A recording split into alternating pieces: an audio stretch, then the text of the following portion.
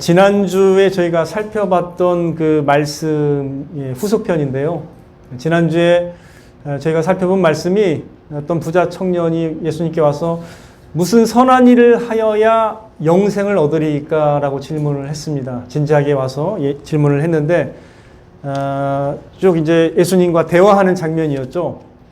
근데 결국 예수님의 그 가르침과 권면의 말씀을 듣고서 어떻게 했죠? 이 청년은 근심하며 예수님을 따르지 못하고 그냥 떠났잖아요.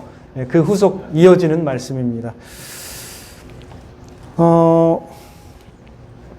23절에 보니까 예수님께서 제자들에게 이제 가르쳐 주십니다. 이르시되 내가 진실로 너희에게 이르노니 부자는 천국에 들어가기가 어려우니라. 다시 너희에게 말하노니 낙타가 바늘기로 들어가는 것이 부자가 하나님의 나라에 들어가는 것보다 쉬우니라.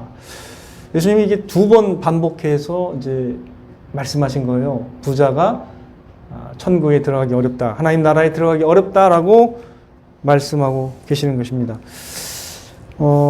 여러분, 그 낙타가 바늘기로 들어가는 게 불가능하잖아요. 그죠? 근데 그 불가능한 것보다 더 불가능한 일이 뭐예요? 지금 이 말씀을 들어봤을 때는 천국에 들어가는 게 어려운 거예요. 부자가 천국에 들어가는 것이 낙타가 바늘기로 들어가는 것보다 더 어렵다는 거예요. 그러니까 낙타가 바늘기로 들어가는 게 더 쉽다라는 거예요. 그게 불가능한 건데도 그게 더 쉽게 느껴진 정도로 그렇다라고 말씀하시니까 너무 충격적이지 않습니까? 이게 구원이라는 게 도대체 너무 이게 힘들잖아요. 그래서 제자들이 듣고서 예수님의 이 말씀을 듣고서 몹시 놀랐다라고 성경을 기록하고 있어요. 충격을 받은 거예요, 지금. 몹시 놀라서 반문을 했는데 이렇게 반문했습니다. 그렇다면 누가 구원을 얻을 수 있으리까? 이렇게 탄식하듯이 반문을 했습니다. 사실 이렇게 이제 성실하고 계명을 지키려 했던 부자 청년이 구원을 받지 못하고 하나님 나라에 들어가지 못한다면 도대체 누가 구원을 얻겠느냐는 것이죠. 좀 더 나가보면 제자들이 생각하기에 그런 훌륭한 청년이 구원을 못 받는다면 도대체 그들 자신도 과연 구원을 얻을 수 있겠는가라는 그 근심 어린 마음이 섞여서 이렇게 탄식하듯이 도대체 누가 구원을 얻을 수 있겠습니까? 라고 이렇게 예수님께 반문을 했습니다.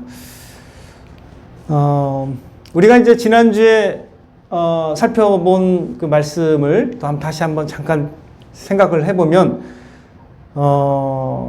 이 청년은 결국 마음에 우상에 관련된 그 문제잖아요. 그죠?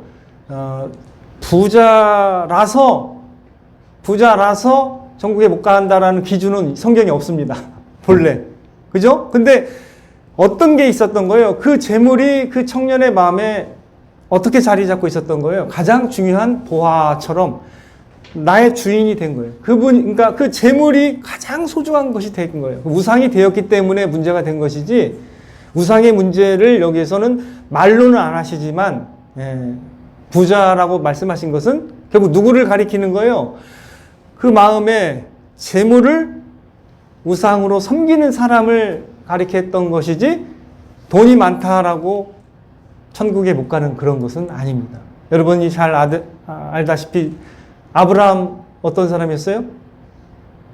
되게 부자였어요. 엄청난 부자였습니다.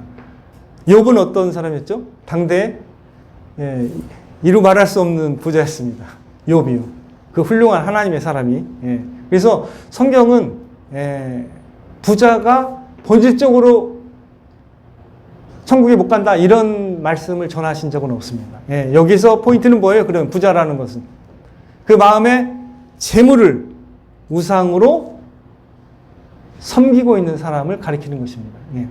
그래서 이 청년이 뭐 때문에 결국 그러니까 주님을 믿지 못하고 따르지 못한 거예요. 결국은 재물 때문이잖아요. 그죠? 그래서 재물에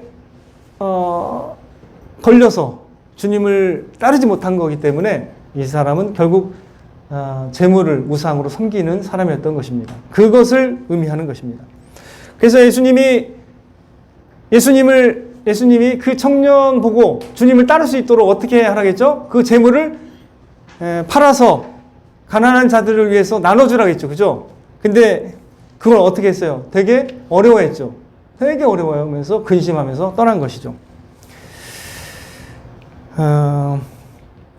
그렇기 때문에 사실 이제 제자들에게 이제 마지막에 가르치시는 말씀이 뭐였죠? 이제 26절에 보니까 제자들에게 사람으로는 할 수 없으나 하나님으로서는 다 하실 수 있느니라 라고 구원에 관해서 답변해 준 겁니다. 사람으로서는 물론 불가능합니다. 이게 구원이라는 게 기본적으로 사람으로서는 불가능하다고 제가 말씀을 드렸죠. 하나님의 법 앞에서 우리가 구원의 문제에 대해서는 무능력하고 무기력할 수밖에 없는 것입니다. 그래서 어떻게 된다 했어요? 하나님의 계명 앞에서 다 인간은 어떻게 해요? 무기력하다고 말씀을 드렸죠.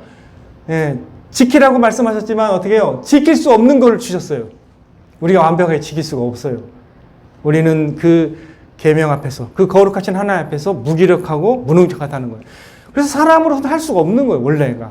예, 원래가 구원에 이를 수가 없습니다. 스스로 구원에 이를 수가 없는 것이죠. 근데 하나님은 어떻게 해요? 하나님으로서는 다 하실 수 있다라고 말씀하십니다. 이 세상에 존재하는 여러 종교들을 여러분들이 이게 어느 정도는 이렇게 이해하실 거예요. 불교는 어떻고, 또 힌두교는 어떻고, 또 뭐 여러 다른 종교들을 이렇게 좀 보셨을 거예요. 일본에 여러 가지 종교도 많거든요. 근데 어떻습니까? 이 세상에 존재하는 종교들은요, 사람이 할 수 없는 그 구원에 대해서 스스로 노력해서 구원에 이르도록 이렇게 유도할 수밖에 없어요. 왜냐하면 신이 과연 없기 때문이죠. 왜냐하면 정작 나타나지 않기 때문이죠. 신이 안 나타나면 누가 해야 돼, 이걸?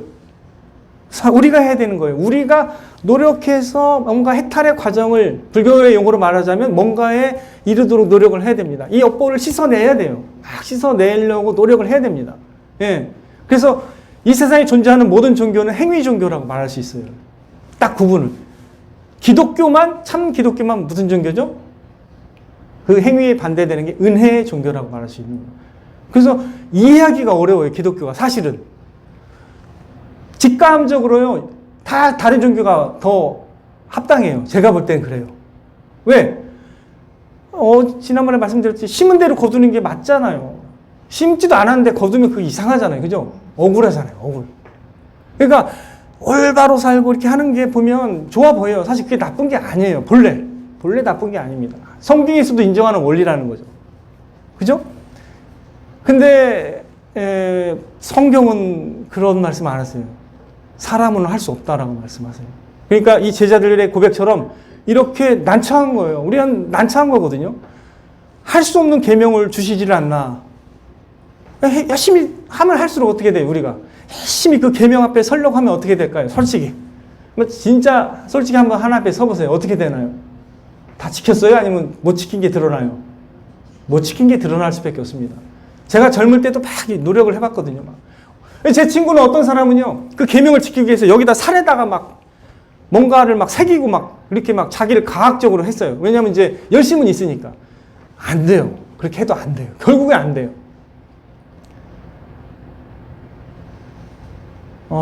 그렇지만 하나님으로서는 어떻게 해요? 다 하실 수 있다라고 말씀하시네요. 이게 바로 기독교에서 말하는 하나님의 방식으로, 하나님의 능력으로 우리에게 구원을 주시겠다라는 하나님의 놀라운 약속인 것입니다.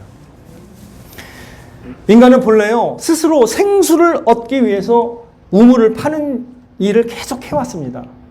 그게 여러 종교의 형태로도 나타나고요, 뭔가를 사랑하는 형태로 나타나고요, 모양이 좀씩 달라요. 어떤 사람은 그냥 건강을 위해서 막 죽도록, 그 건강이 최고예요. 그래서 내세를 믿지 않기 때문에 그 사람은 현존하는 그 삶에서 건강이 최고이기 때문에 그 돈을 어디다 탔을까요? 그분이 갖고 있는 모든 돈을 어디다 써요, 보통? 돈에, 그 건강을 위해 쓰잖아요. 예. 그런 사람이 한두 명이 아닙니다. 예.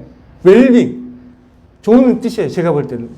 알고 있어요. 그러나 영원한 세계가 있음에도 불구하고 그걸 준비를 못하면 어떻게 될까요? 그거야말로 진짜 안타까운 거잖아요. 여러분들 노후, 건강 중요합니다. 근데 영원한 세계가 그것보다 훨씬 더 중요한 거예요. 영원한 건강이 가장 중요한 것입니다. 영생. 그러니까 영생의 문제, 영원한 구원에 관한 문제가 가장 중요한 것입니다. 성경이 기록된 이유는요, 여러분들이 예수님을 믿고 영생에 이르도록 하기 위함입니다.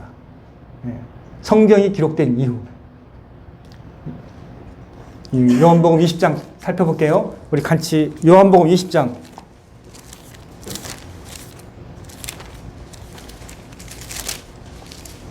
요한복음 20장 31절. 신약성경 184페이지입니다. 요한복음 20장 31절입니다. 자, 같이 읽겠습니다. 20장 31절 시작.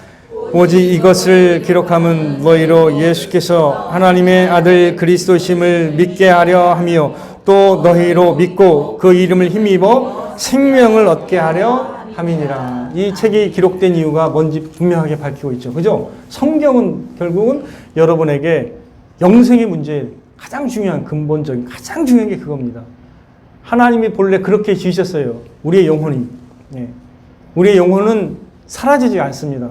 여러분들, 우리의 영혼이 이 육체에 왔다라는 것만으로 참 놀라운 거예요. 놀라운 하나님의 신비입니다. 왜 내 나라는 의식이 이 육체에 이 시간에 있지? 한번 생각 안 해보셨어요? 누가 이 육체에 나를 갖다 심으셨을까요? 누구예요? 하나님입니다. 하나님. 우리의 영혼은 사라지는 게 아닙니다.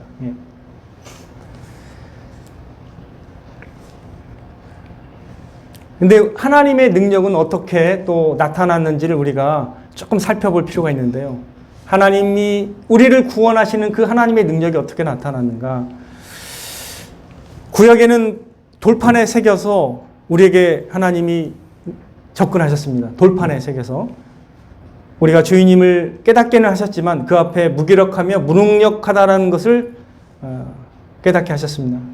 그러나 그 이후에는 하나님께서 능히 우리를 구원하시기 위해서 하나님의 능력은 십자가에 못 박힌 예수 그리스도를 통해서 나타나신 것입니다. 그분의 순종하심과 그분의 죽으심으로 말미암아 우리가 하나님께 나아갈 완전한 길이 준비가 된 것입니다. 돌판에 새겨진 계명은요, 우리의 마음을 바꾸지는 못해요. 약간 두려워 떨게 할 수는 있지만, 그러나 우리를 위해서 자신을 죽기까지 내어주신 십자가에 나타난 하나님의 사랑으로 새겨진 우리 마음판에 새겨진 하나님의 능력의 말씀은 우리를 변화시킬 수 있습니까? 없습니까?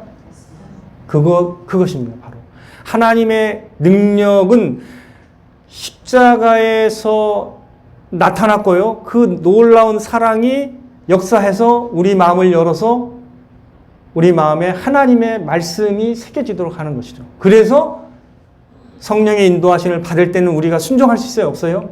순종이 가능한 거예요. 불완전하지만 순종이 가능한 것입니다. 하나님의 놀라운 능력이 예수 그리스도의 그 순종과 헌신으로 나타났고 그분의 말씀을 통해서 우리 안에 역사하시도록 하는 것이 하나님의 능력인 것입니다. 그게 바로 복음인 것이에요. 우리 마음판에 새겨진 성령의 능력으로 새겨진 하나님의 말씀은 저와 여러분을 서서히 변화시킬 능력이 있는 것입니다. 우리 마음에 역사하는 말씀. 그래서 그게 중요한 거예요. 말씀을 어떻게 내가 받느냐가 진짜 중요한 거예요. 말씀을 받으면 은혜를 받게 돼 있어요. 그 말씀이 우리 안에 역사하게 돼 있습니다. 그래서 사람이 믿을 때 뭘로 믿는 걸로 생각하세요, 여러분? 사람이 어떻게 믿는 거예요? 마음으로 믿는 거예요. 마음. 로마서 10장에 보면 사람이 마음으로 믿어서 입으로 시인하게 되는 거예요. 그래서 입으로 시인하게 되는 거예요. 마음으로 믿었기 때문에, 여러분들. 그죠?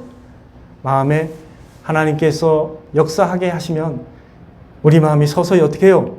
내가 스스로는 우상을 버리지 못해요. 근데 어떻게 해요? 서서히 떠나게 하시는 거죠. 그죠? 우리 힘으로는 안 돼요, 원래. 안 되는 거예요. 그러나 하나님께서 우리 마음을 여셔서 그게 결국 멸망에 이르게 할 우상이구나 깨닫게 되면 내가 소중히 여기는 것도 다른 사람을 위해서 나눠줄 수 있는 그 힘이 생기는 거예요. 그 믿음이 생기고 다른 사람을 위해서 내 것을 내놓게 되는 것이죠. 이게 하나님이 하시는 일입니다. 그래서 하나님은 예수 그리스도를 믿게 하심으로 우리 안에 새 영과 새 마음을 주시겠다라고 구약에서부터 약속하셨어요. 새 영과 새 마음. 예. 에스겔, 에레미야에 다 나오는 말씀입니다. 그래서 이렇게 우리가 주님을 믿고 따를 수 있도록 이끄시는 그 모든 것이 하나님의 능력인 것입니다. 하나님으로서는 다 하실 수 있다라고 말씀하신 것이 바로 우리 구원에 역사하시는 것이죠.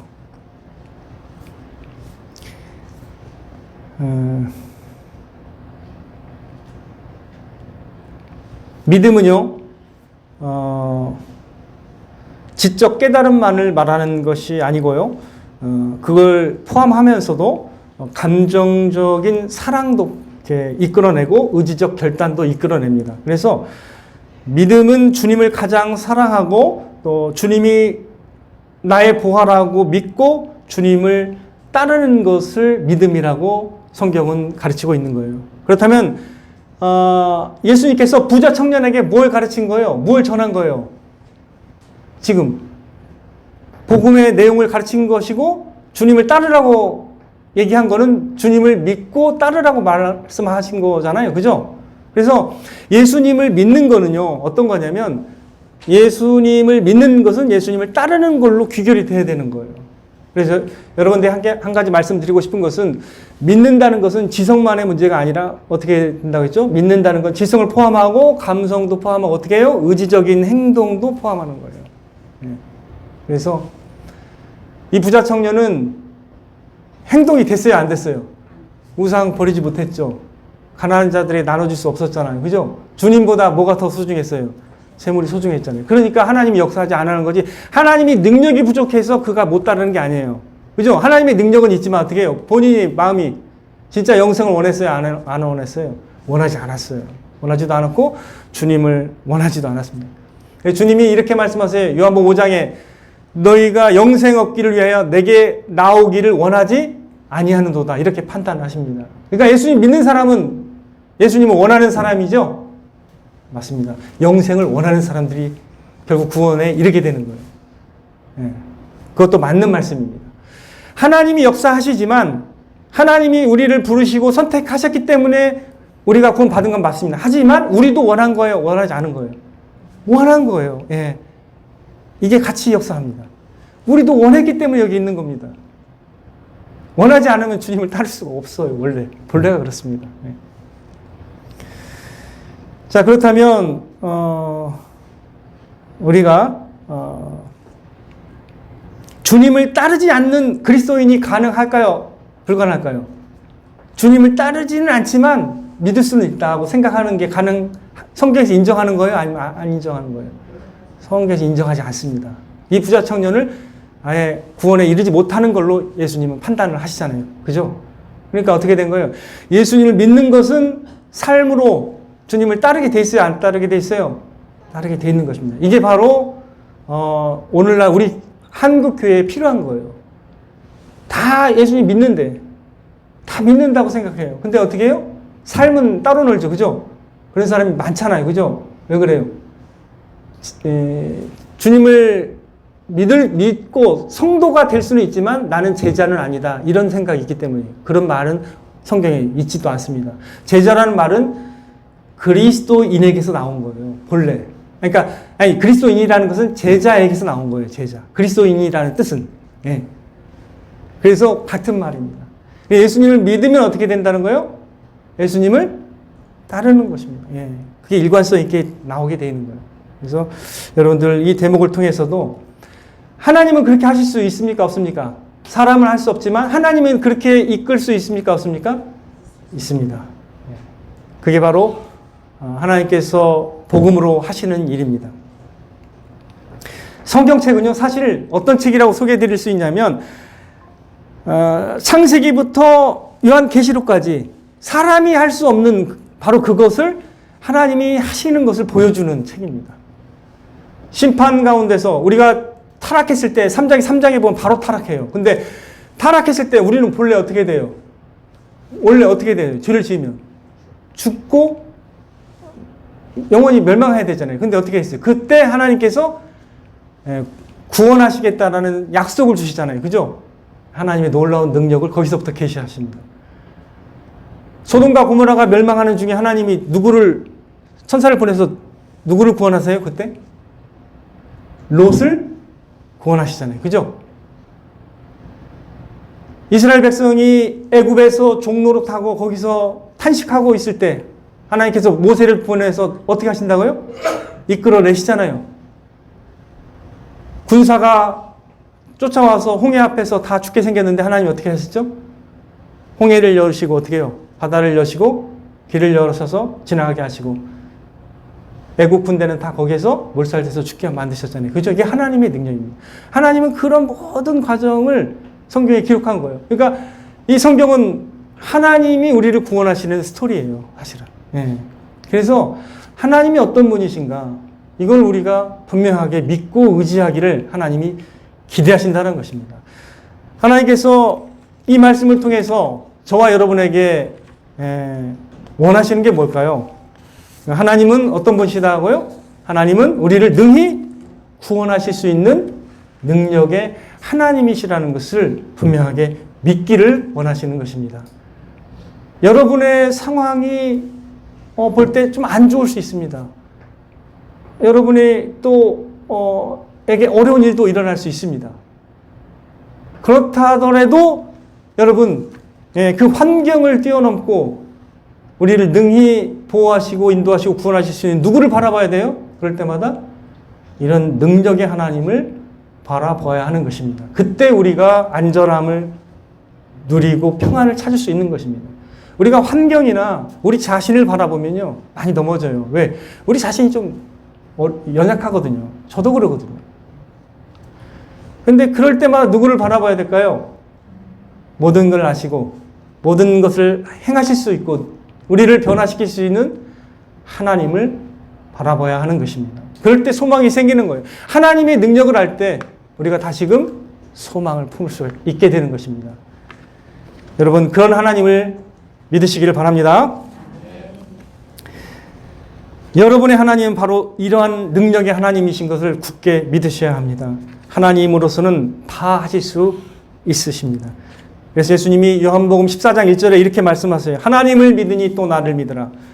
너희는 마음에 근심하지도 말고 두려워하지도 말라. 하나님은 우리를 능히 구원하시는 능력의 하나님이심을 믿으라는 말씀입니다. 우리가 이런 하나님을 믿고 있음을 기뻐하며 또 즐거워해야 될 줄로 믿습니다. 하나님은 저와 여러분을 능히 구원하실 수 있는 분이십니다.